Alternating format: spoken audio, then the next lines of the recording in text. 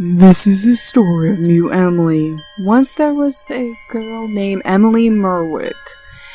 Her life was fine before her mother's passing. Her mother passed away from an illness very well known as breast cancer. She had stage 3 breast cancer before passing. It was a loss no one expected. It hit everyone hard, mostly Emily's father, then Emily. Emily was just 8 years old at the time, so she didn't know better. But when she got a bit older, things started to change for the worst. Her father started to drink heavily.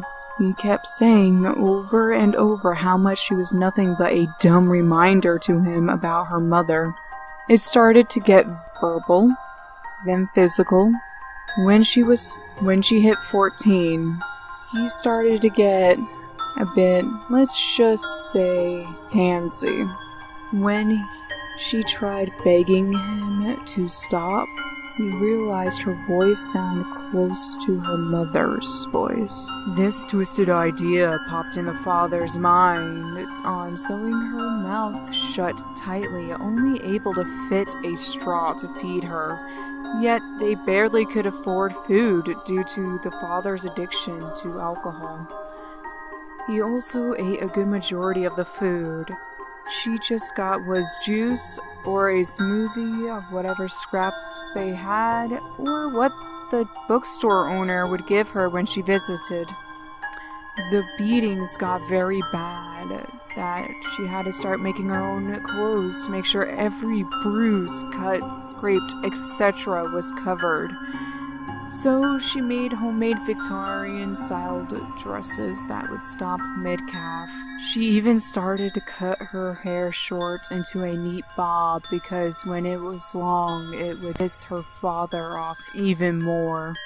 One night, around her 16th birthday, something in her snapped. She had it, being this rag doll to a drunk man of a father that did nothing but abused her. She hated everything to the point she had to cover her mouth from when she left the house to run errands that her father would just simply be too drunk to even do. When her father went upstairs to her small bedroom, she was cutting some fabric that was from some old sheets. Her father threw a bottle at her, but it only missed by a few inches. She got up, looking at him while having a tight grip on the fabric scissors in her left hand, bringing it up to her mouth, cutting the strings that kept her mouth sewn shut. A very soft giggle escaped her lips. He raised a brow before saying a word. She stabbed him in the chest. He stumbled back and fell on the floor. She stood over him, smiling even more, before she moved closer, cutting his tongue out of his mouth, stabbing him in the neck to make sure he was dead.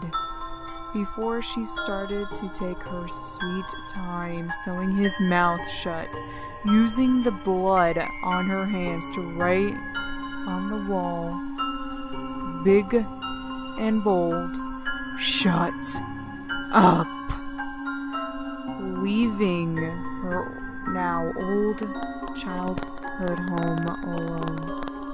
A few days have passed, and the neighbors started to complain by the vile odor.